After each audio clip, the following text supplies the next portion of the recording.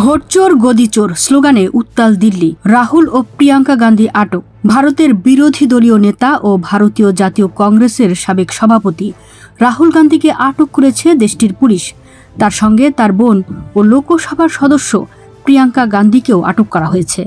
বিজেপির সঙ্গে নির্বাচন কমিশনের আতাতের অভিযোগে রাজধানীর দিল্লিতে বিক্ষোভ চলাকালে অন্যান্য নেতার সঙ্গে তাদেরকে আটক করে পুলিশ। সোমবার 11 আগস্ট এক প্রতিবেদনে এ তথ্য জানিয়েছে ভারতীয় সংবাদ মাধ্যম এনডিটিভি। সংবাদ মাধ্যমটি বলছে, দিল্লি পুলিশ সোমবার সকালে কংগ্রেস নেতা রাহুল গান্ধী, প্রিয়াঙ্কা গান্ধী ভদ্রা, শিবসেনা নেতা সঞ্জয় রাউত সহ বিরোধী দলের বেশ কয়েকজন এমপিকে আটক করেছে। শাসক দল বিজেপির সঙ্গে নির্বাচন কমিশনের আতাতের অভিযোগে বিরোধীদের আন্দোলন সংসদ ভবনের বাইরে থেকে মধ্য দিল্লির রাস্তায় ছড়িয়ে পড়লে তাদের আটক করা হয়। প্রতিবাদস্থলের ফুটেজে দেখা যায় সংসদ ভবনের বাইরে বিপুল সংখ্যক নেতাকর্মী প্লাকার্ড হাতে স্লোগান দিচ্ছেন, পুলিশের ব্যারিকেডে ধাক্কা দিচ্ছেন এবং কেউ কেউ তা টপকানোর চেষ্টা করছেন। এ সময় তৃণমূল সংসদ সদস্য মিতালি বাগ হঠাৎ অজ্ঞান হয়ে পড়েন এবং রাহুল গান্ধী তাকে সহায়তা করেন। ইন্ডিয়া টুডে বলেছে, মিছিলটি সংসদ ভবনের কাছ থেকে শুরু হয়ে নির্বাচন সদনের দিকে যাচ্ছিল। এ সময় বিক্ষোভকারীদের হাতে SIR গণতান্ত্রিক অধিকার চুরি এবং ভোট চুরি লেখা পোস্টার দেখা যায়। তারা সরকার ও নির্বাচন কমিশনের বিরুদ্ধে স্লোগান দেন। মাঝপথে থামিয়ে দেওয়া হলে এমপিরা রাস্তায় বসে অবস্থান ধর্মঘট শুরু করেন। বিরোধীরা অভিযোগ করেছে, বিজেপি এবং নির্বাচন কমিশন ভোটার তালিকা জালিয়াতি ও প্রভাবিত করার মাধ্যমে নির্বাচনে কারচুপির চেষ্টা করছে।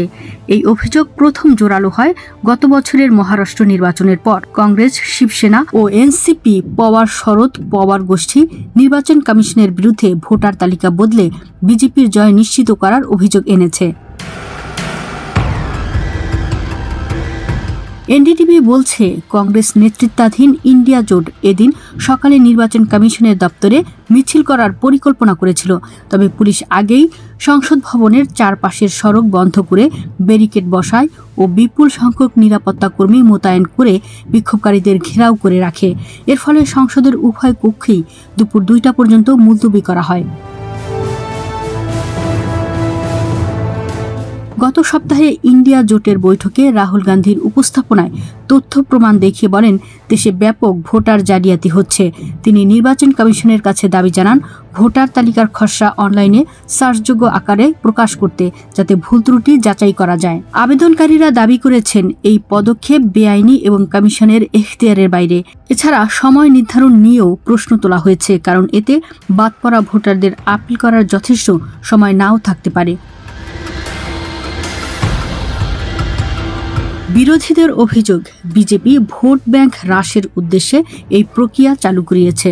এছাড়া ভোটার যাচাইয়ের জন্য সাধারণ সরকারি পরিচয়পত্র যেমন আধার বা নির্বাচন কমিশনের নিজস্ব পরিচয়পত্র গ্রহণ না করার বিষয়েও প্রশ্ন উঠেছে। ভারতের সুপ্রিম কোর্ট অবশ্য বিশেষ সংশোধনী প্রক্রিয়া চালিয়ে যেতে অনুমতি দিয়েছে, তবে শর্ত দিয়েছে যাতে প্রকৃত ভোটাররা বাদ না পড়েন এবং ইতোমধ্যে বাদ যাওয়া প্রায় 65 লাখ ভোটারকে আপিলের সুযোগ দেওয়া হয়। সব অভিযোগের জবাবে নির্বাচন কমিশন বলেছে, তাদের প্রক্রিয়া স্বচ্ছ এবং স্বাধীন ও সুষ্ঠু নির্বাচন নিশ্চিত করার জন্যই এসব পদক্ষেপ নেওয়া হয়েছে। কমিশন রাহুল গান্ধীকে চ্যালেঞ্জ জানিয়ে বলেছে, তিনি যেন স্বাক্ষর করা হলফনামায় এসব অভিযোগের প্রমাণ পেশ করেন। প্রতিবেদনে মিতু রুকাইয়া, কণ্ঠে সুমনা সোমা, ওয়ার্ল্ড ভিউজ।